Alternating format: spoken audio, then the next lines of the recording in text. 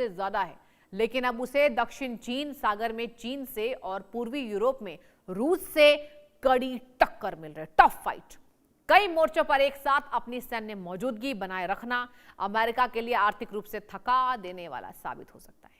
भविष्य की तकनीक जैसे एआई, सेमीकंडक्टर और ग्रीन एनर्जी के लिए आवश्यक क्रिटिकल मिनरल्स पर अब अमेरिका का एक अधिकार नहीं है। अब चाइना और अन्य देश इन सप्लाई चेन्स पर हावी हो रहे हैं, जिससे अमेरिका की तकनीकी बढ़त को खतरा है। अमेरिका के लिए सबसे बड़ा नुकसान उसकी वीटो पावर का जाना है। इसको भी जरा ध्यान से सुनिए। अब तक वैश्विक मंच पर एकमात्र अंपायर नहीं रह गया अमेरिका, बल्कि उसे अब एक खिलाड़ी की तरह दूसरे के साथ तालमेल बिठाकर चलना पड़ रहा है। और अब देखिए, इस युद्ध में अमेरिका की खूब यहां पर जगहसाई हो रही है। अमेरिकी जनता खुद डोनाल्ड ट्रंप के सपोर्ट में नहीं है, और यही वजह है कि वर्चस्व जो है दर्शकों वो धीरे धीरे नीचे आता नजर आ रहा है। कुछ और जानकारी आपको समझिए.com के द्वारा हम देना चाहेंगे। देखिए, बहुध्रुवीय दुनिया के कई खतरे भी हैं। सबसे बड़ा नुकसान क्या है? अराजकता इससे फैलती है। जी हाँ, नुकसान भी है, जहां प्रसिद्ध राजनीतिक विशेषज्ञ जॉन मीयरशाइमर का यह मानना है कि बहुध्रुवीय व्यवस्था सबसे खतरनाक होती है, क्योंकि इसमें गलतफहमी की गुंजाइश सबसे अधिक होती है, जो किसी भी समय तीसरे विश्व युद्ध की चिंगारी बन सकती है। आइए कुछ खतरों को आपको समझाते हैं। सबसे पहली बात, बहुध्रुवीय दुनिया के बड़े खतरे क्या हैं? वैश्विक अस्थिरता और युद्ध की अधिक संभावना। पहले वैश्विक पुलिसकर्मी यानी कि अमेरिका से छोटे देशों के बीच बड़े युद्ध की हिम्मत कम होती थी। अब महाशक्तियां प्रभाव को बढ़ाने के लिए आपस में टकरा सकती हैं, जैसे रशिया यूक्रेन युद्ध और मध्य पूर्व के तनाव को रोकना वैश्विक संस्थाओं के लिए कठिन हुआ है, क्योंकि अलग अलग महाशक्तियां गुटों का समर्थन करती नजर आ रही है। वैश्विक संस्थाओं का पतन, जैसे यूएन, WTO, WHO का यह पतन है।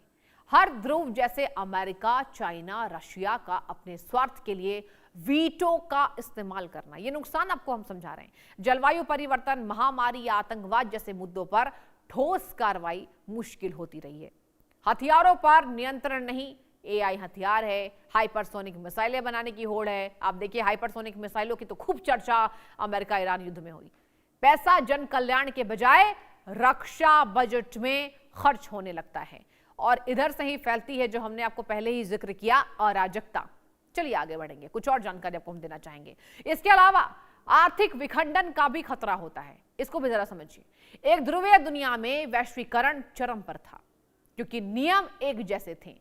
बहुध्रुवीय में दुनिया अलग अलग आर्थिक गुटों में बंट सकती है, जैसे एक तरफ डॉलर आधारित ब्लॉक, दूसरी तरफ युआन आधारित। इनमें अंतरराष्ट्रीय व्यापार जटिल हो जाएगा, सप्लाई चेन बाधित होगी, और ऑब्वियस सी बात है, और आम उपभोक्ता के लिए जैसी महंगी हो सकती है।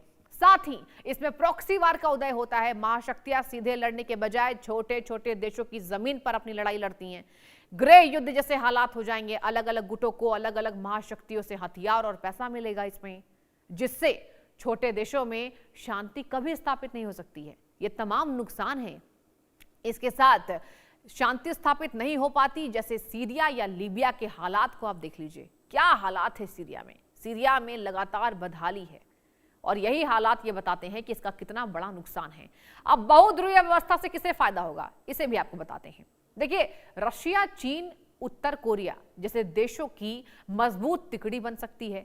कुछ खास देशों और समूहों के लिए एक सुनहरा अवसर यह है, जैसे भारत जैसे उभरते हुए देश सबसे बड़ा विजेता बनकर उभरा है। भारत को अब किसी एक गुट को चुनने की मजबूरी नहीं है।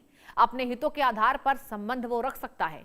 भारत अब ग्लोबल साउथ की आवाज बनकर उभर चुका है। भारत की सौदेबाजी की शक्ति बढ़ गई है। ग्लोबल साउथ के देश अब महाशक्तियों के मोहरे के रूप में इस्तेमाल नहीं कर सकते हैं, और यही वजह है कि हम आपको बता रहे हैं कि भारत की इसमें कितनी अधिक कैपेबिलिटी बढ़ी है। इसके अलावा अब विकल्पों की अधिकता हो चुकी है।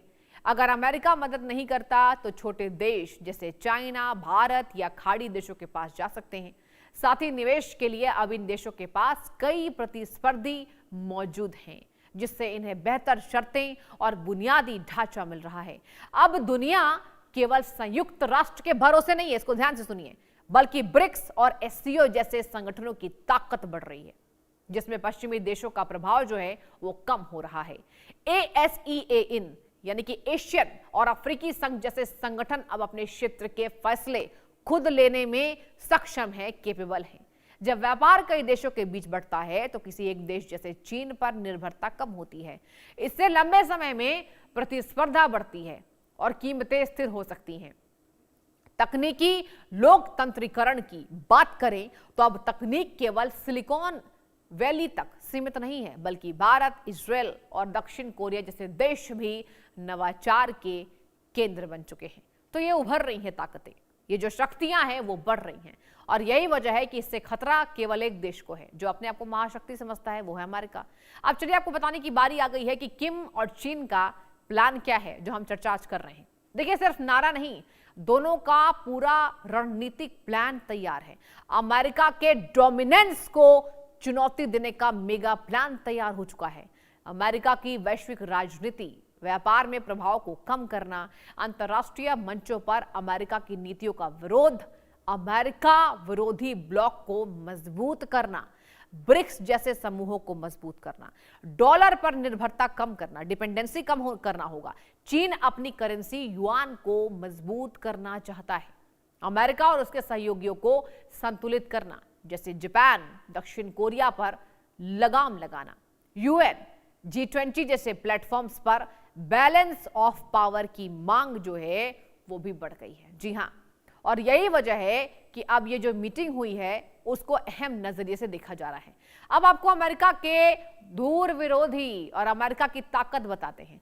दरअसल चाइना, रशिया, उत्तर कोरिया की आर्थिक ताकत मिलाकर भी अमेरिका के बराबर नहीं होते हैं।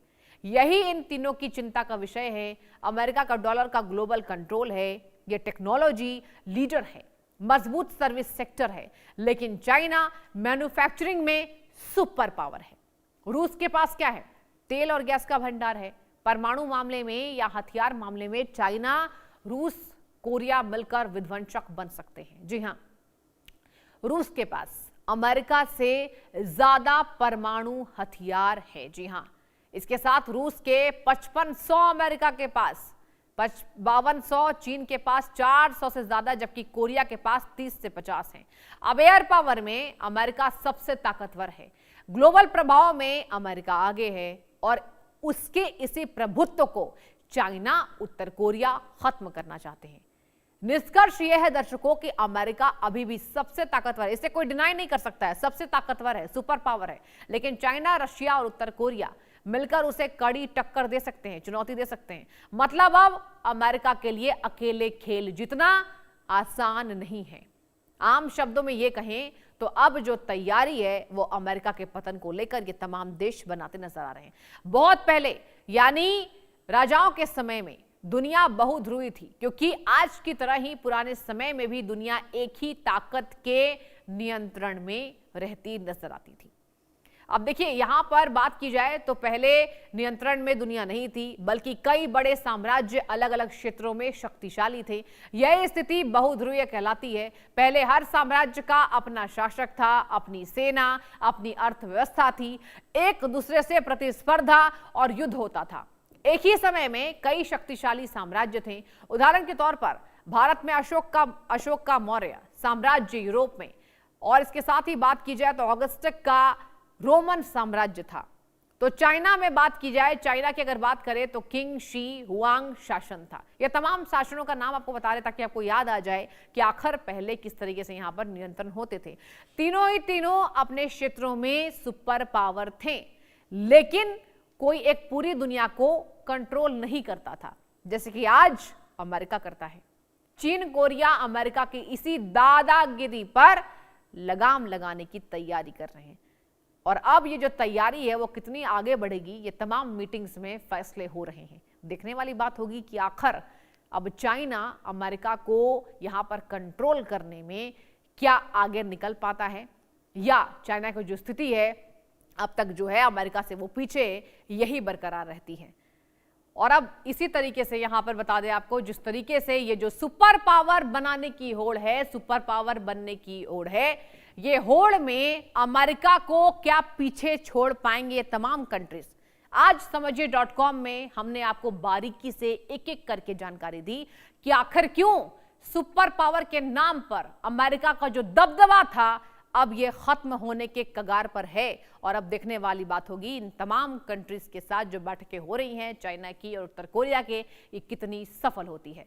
समझिए.com में आज के लिए इतना ही। आप बने रहिए इंडिया न्यूज के साथ। नमस्कार।